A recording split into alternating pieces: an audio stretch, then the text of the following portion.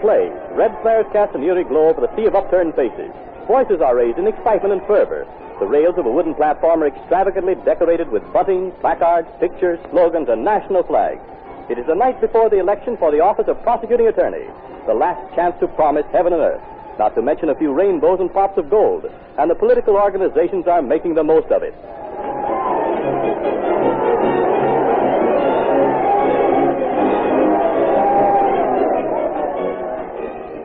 Our radio play for today, Night Work, is based on a most interesting story which will appear in next Sunday's issue of the American Weekly, the magazine distributed with all Hearst Sunday newspapers from coast to coast.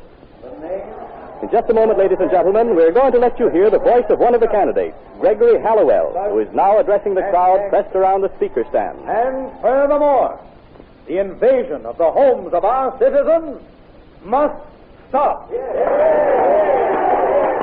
My opponent says he will, if elected, enforce the law and see that justice is carried out.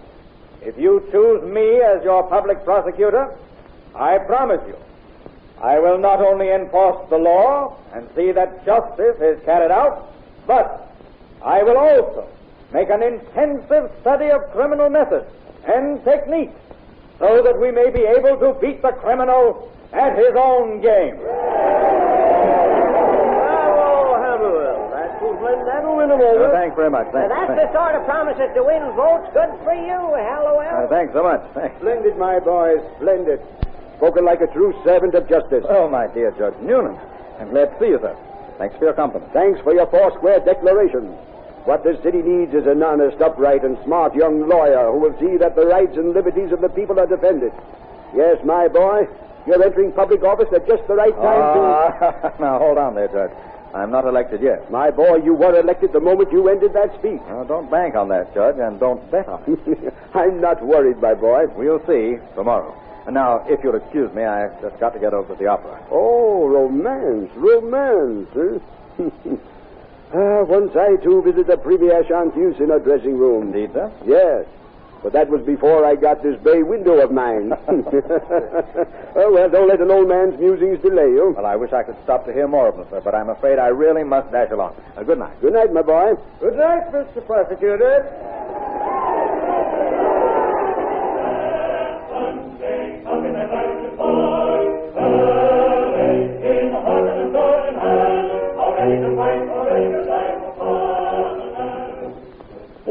Here, you can't come backstage until after the performance, young man.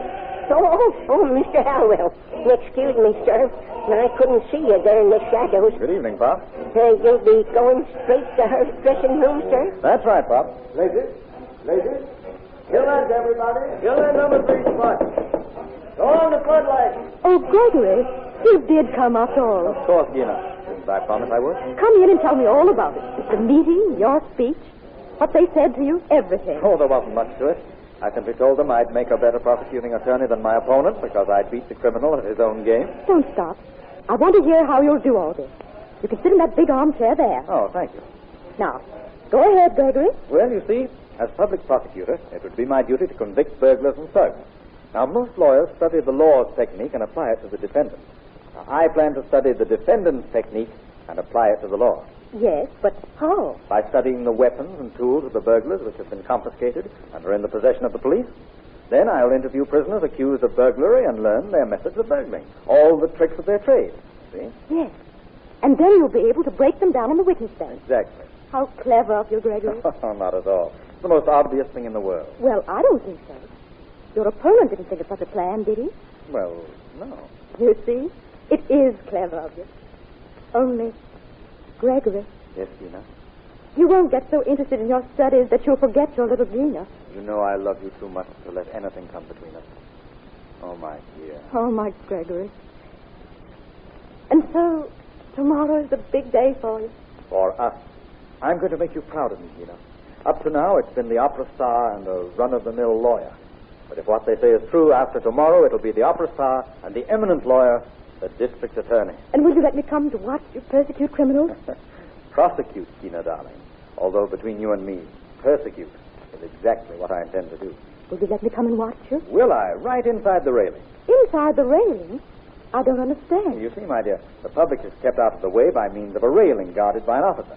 Only those who have business in the court are allowed inside the railing. Oh. And what business will I have in the court? Can't you guess? No. You'll have me. Order in the court. Proceed, counsel. The prosecutor is at liberty to examine the defendant. Your witness, Mr. Halliwell.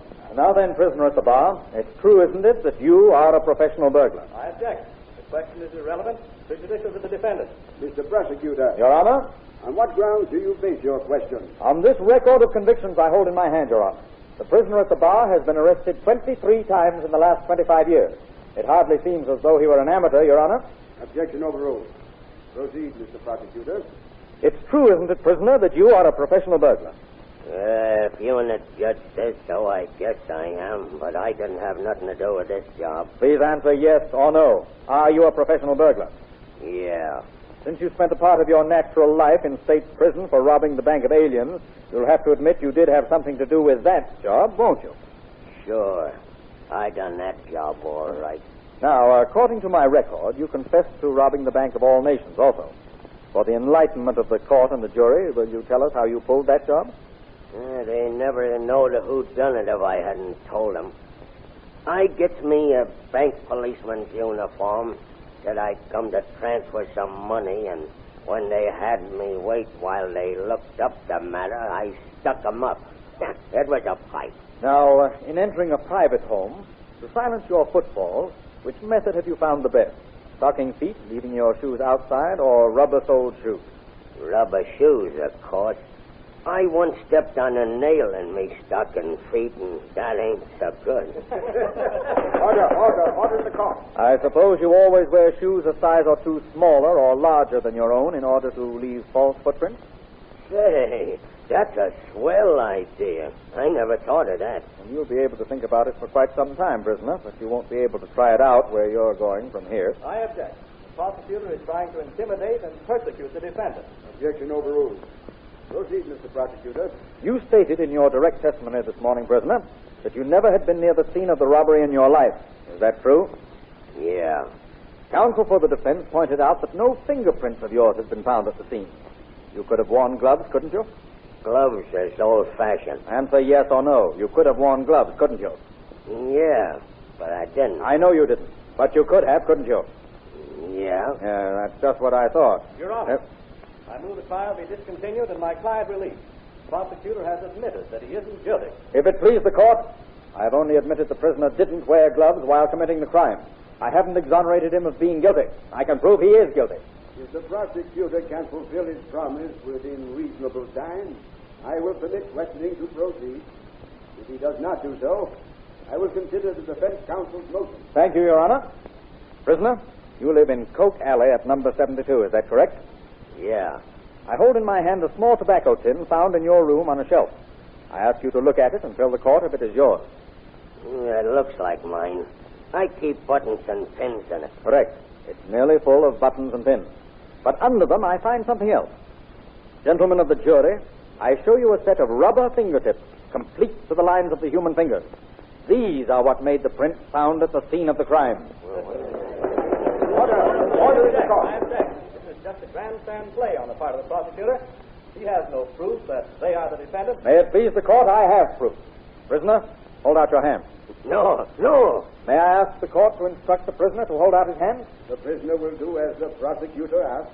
Gentlemen of the jury, this fits the prisoner's thumb. And these, hold your hand still, his fingers, as you can see for yourself. I ask you to remember the words of the prisoner a moment ago. Gloves, he said, is old-fashioned. That's all. Witness excused. Your Honor. Now, just a moment, Mr. Martin. Oh, you were superb, Gregory. It was wonderful. What showmanship. You ought to be an actor, darling. Ought to be. I pity the Phantom when they catch him and bring him before you. Now, there's an idea, Gregory. Why don't you turn detective and catch the Phantom yourself? The police are doing all they can, Gina. Will I see you tonight? For a while. I must leave you early. I have some work to do.